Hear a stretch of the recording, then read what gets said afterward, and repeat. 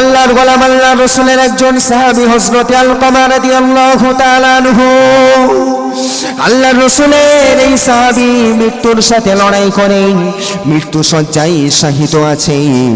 বিগত 3 দিন ধরে মৃত্যুর সাথে যুদ্ধ করে যায়, কিন্তু মুখ থেকে কালমা পড়া হয় না, মুখ থেকে কালমা উচ্চারণ হয় না। আজরাইল আলাইহিস সালাম জানটাও কবজ করে নিয়ে যায় না। এই বিষয়টা সাহাবারা আল্লাহর রাসূলের কাছে গিয়ে বলে, ইয়া রাসূলুল্লাহ, ইয়া হাবিবাল্লাহ, ওগো নবী আমার, আপনার সাহাবী আলকামা রাদিয়াল্লাহু তাআলা আনহু বিগত 3 দিন ধরে মৃত্যুর সাথে লড়াই করে, মৃত্যুর শয্যায় শায়িত হয়ে আছে ইয়া রাসূলুল্লাহ, কিন্তু মুখ থেকে কালমা আর উচ্চারণ হয় না। আল্লাহর রাসূল সাল্লাল্লাহু আলাইহি ওয়াসাল্লাম সাহাবাদেরকে বলেন, ওগো আমার সাহাবারা, আলকামার স্ত্রীকে ডেকে নিয়ে আসো। আলকামার স্ত্রীকে ডাকা হলো। আল্লাহর রাসূল তখন জিজ্ঞাসা করেন, ওগো আলকামার স্ত্রী, তোমার স্বামী কেমন ছিল বিস্তারিত একটু আমাকে জানাও। আলকামার স্ত্রী বলেন, ইয়া রাসূলুল্লাহ, আমার স্বামী ভালো ছিল, নামাজি ছিল, কোরআন পড়নেওয়ালা, তাসবিহ তাহলিল পড়নেওয়ালা, আল্লাহর ইবাদত গুজার মানুষ ছিল। আল্লাহ রসুল তখন বললেন, তোমার সাথে কেমন আচরণ করতো? তো স্ত্রী বললেন, ইয়া রাসূলুল্লাহ, আমার সাথেও ভালো আচরণ করতে।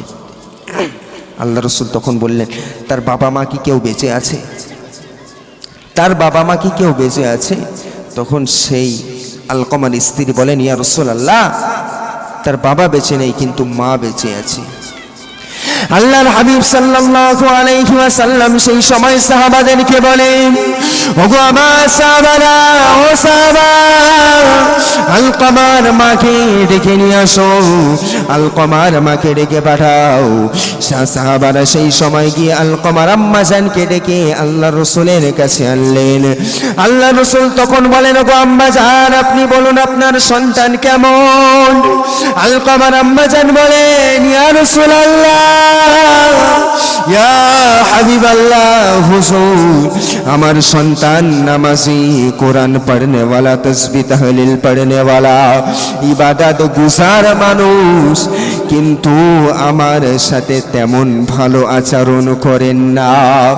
আল্লাহর রাসূল তারপরেও জিজ্ঞাসা করলেন, ওগো আম্মা জান, আপনার সাথে কেমন আচরণ করে? সেই সময় আলকামার আম্মা জান কান্না করে, চোখ দিয়ে পানি পড়ে, ইয়া রাসূলুল্লাহ, ইয়া হাবিবাল্লাহ, আমার সন্তান আমার সাথে ভালো আচরণটুকু করে না, আমার সাথে কখনো সুন্দর আচরণ করে না। আল্লাহ রাসূল তখন বলেন, ওগো আম্মা জান, আপনার সন্তানকে মাফ করে দিন, আপনার সন্তানকে ক্ষমা করে দিন। আপনি যদি ক্ষমা না করেন তাহলে ওই আলকামা কখনো কালমা পড়তে পারবে না। সেই সময় আম্মা জান বলেন, ইয়া রাসূলুল্লাহ, ইয়া হাবিবাল্লাহ, হুজুর, আমার মনে এত কষ্ট দিয়েছে, এত বেদনা দিয়েছে, আমি আমার সন্তানকে কখনোই ক্ষমা করতে পারবো না।